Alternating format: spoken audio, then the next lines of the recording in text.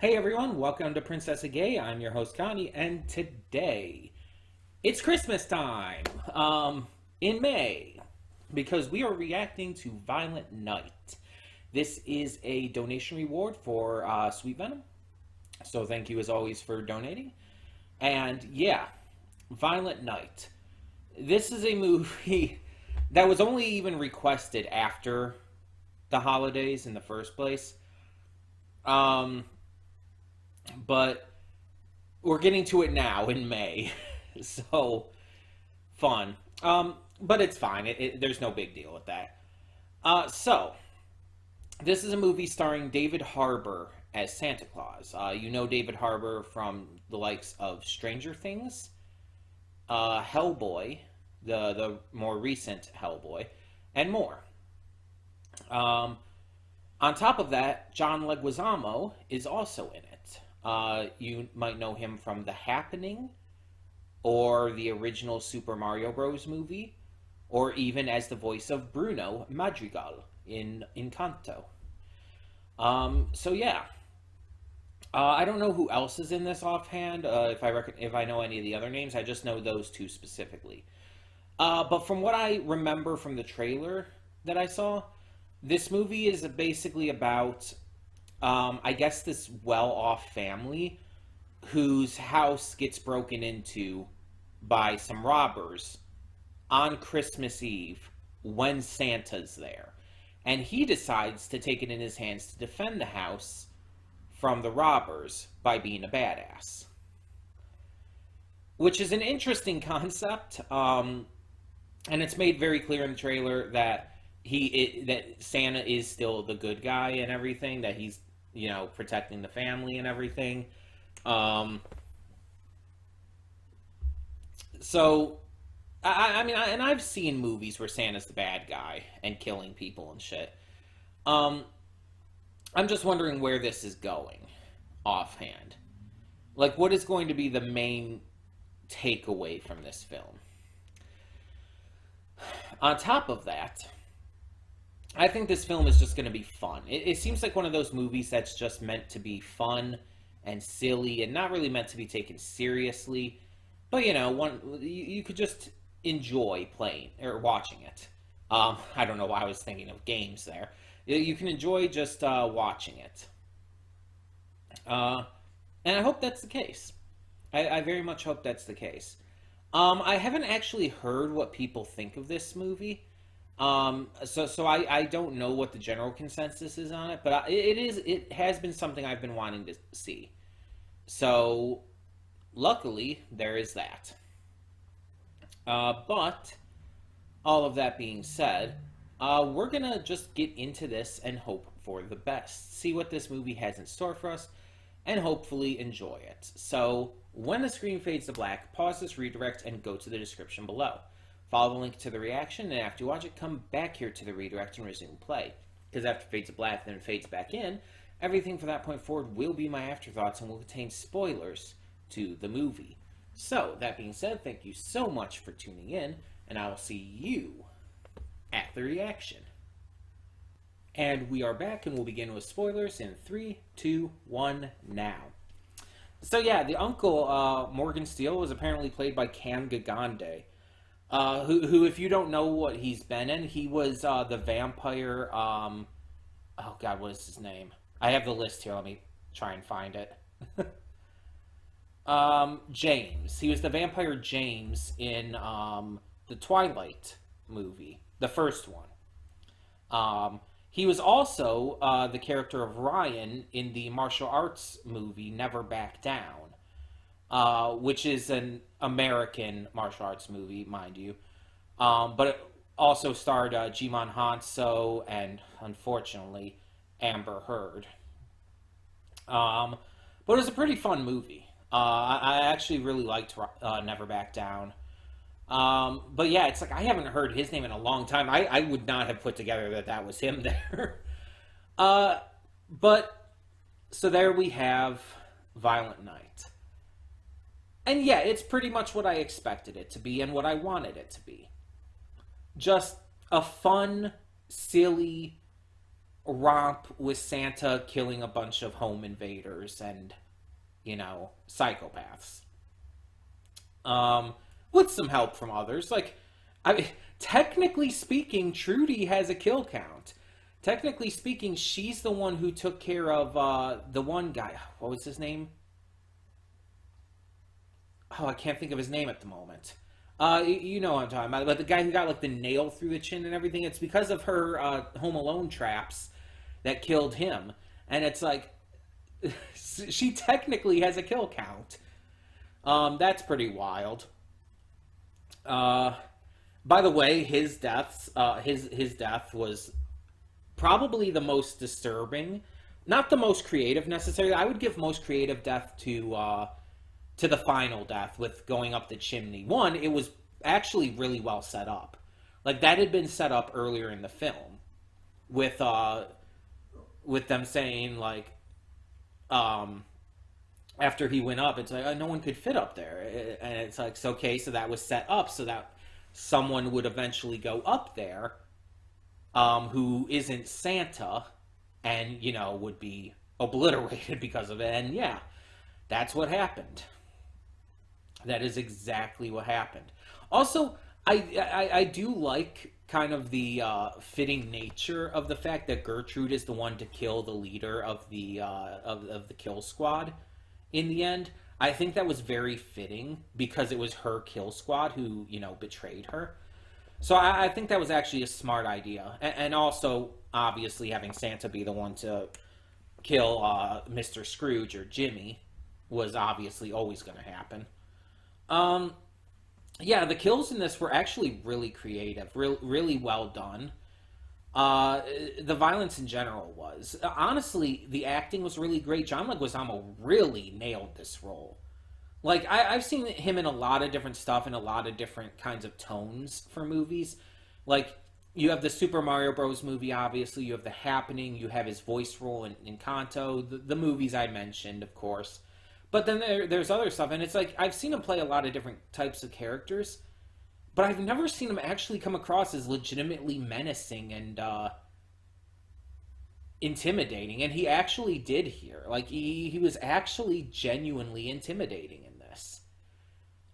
He really sold this role as this psychotic, almost kind of vengeful. Uh, Mercenary, I guess you would call him. He sold it really well, and all the actors did. Beverly D'Angelo is obviously really good. Like I've seen Christmas Vacation at least, and she was great in that, and she was great in the Harold and Kumar movie. For as small of a role in that as she had, but her role in this, like she was great at playing this kind of curmudgeon-y, old white rich bitch. It's like she just really sold that well. Um, and all the family really sold being just scummy pieces of shit well. It's like they're all really really good at that actually. Obviously, except our main members of the family, the main trio, Trudy and her parents, they were the ones who definitely um, were the nice ones, the ones you actually like cared about. Though it was a huge surprise that her father was the one who stole the money. I actually didn't expect that. But in the end, this entire experience got her parents back together. Like they fell back in love with each other through all this. And yeah, I also really like the idea of this Santa origin story. It's very different. Again, it's something I've seen a lot of in a lot of different ways. There's this one animated movie I tend to think about with Christmas stories where Saint Nicholas was a toy maker, and he and his wife ended up getting like accidentally stranded in what amounted to the North Pole, and ended up meeting the elves there. One of whom is voiced by Tim Curry, which is amazing. Um, and I think it's Ed Helms. No, Ed Asner, not Ed Helms. Ed Asner, I think, who plays Santa in that. I want to say. I actually think I actually have it. I think I found it and saved it just so I always had it. Let me see. I know this seems kind of random. Yes, the story of Santa Claus. It's a CBS movie apparently. Let me see if I can find the cast here of Santa Claus CBS, because I think there was someone else in it that I remember. Uh, oh yeah, it was Ed Asner. Also, Betty White is Mrs. Claus in it, which is amazing. Um, and Tim Curry. Yep, yep, yep. So yeah, it is an origin story. Uh, and it's a musical as well, by the way. It's an animated musical movie from 1996 that was a television special for CBS. Um, Santa Claus is depicted as a man named Nicholas Claus who wishes to give every child in the world a gift for Christmas. The elves of the North Pole become obligated to grant his wish, facing great obstacles. St. Nicholas was born in 280 AD, but since then he wasn't really a saint, as he is named now. I guess that's just part of what it says here. But yeah, I'm not going to go through the entire thing, but yeah, Ed Asner is the speaking voice of Santa in that. Jim Cummings is the singing voice.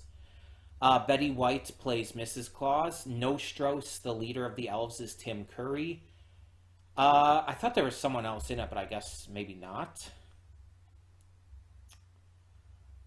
Miko Hughes is Clement, who is one of the main elves. Um, Looks like he was in a lot of stuff like Pet Cemetery, Kindergarten Cop, Spawn, Wes Craven's New Nightmare. But I don't like recognize him by name or anything offhand. Oh, and the girl elf Aurora was played by Catherine Zaremba, who apparently was one of the actresses who have played Annie from the 1993 version, I guess. So that's interesting. I don't know if the 93 version is a theater thing or not. Um, yes, the Atlanta Fox Theater version. Okay.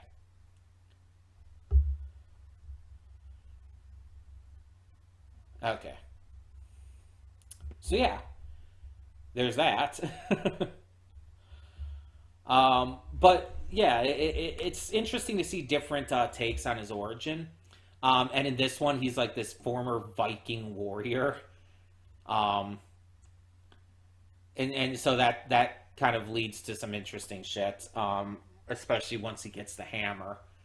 Uh, but we also find out more about like his life and everything. Like he's having some troubles with Mrs. Claus and all. His reindeer don't listen to him. He's kind of lost the spirit of Christmas himself because of all like the rising naughty list and the shrinking nice list. It's a fun idea. It's an absolutely fun idea. Um, the other side of the story with the family issues and everything, and the issues with the wealth of the family and all was like it was very clearly not meant to be the focus and not meant to be as important. Um, that's more just like giving kind of a little bit of a wink wink nudge nudge, I guess you could say, at the viewers. It's like, oh hey, capitalism's bad. It's not meant to be taken super seriously, but it's still there. It's still like elbow nudging you, saying like, see, we're still doing something here. We're still sending a little bit of a other message besides just the typical Christmas schlock. And considering this is clearly a movie made for adults, I mean it's rated R, all the swearing, blood, violence, gore, and everything. It's like, yeah, this is fine to have in this. It's not like it's a children's movie that they're trying to put that in, which, by the way, I don't mind either. But a lot of people will bitch about that. Um, as long as it's handled right, of course. But yeah, I thought this was really fun. I thought David Harbour did a great job. John Leguizamo did a great job. Everyone did a great job. The directing was good. The music choices, I feel like would have been funnier if they chose just regular, standard Christmas carols for most of the movie. and its action sequences and all. Um, but yeah, I had a lot of fun. This is like there's elements of Home Alone, elements of Die Hard, a lot of fun stuff in this movie. Um, I enjoyed it. I really thought this was a blast. And even though it's May, it kind of put me in the Christmas spirit a little, even if for weird reasons. um, but yeah, so let me know down in the comments below, what did you think of Violent Night? Thank you so much for tuning in, and thank you once again to Sweet Venom for donating. For now, I'm Connie, and I'm signing off. See y'all next time.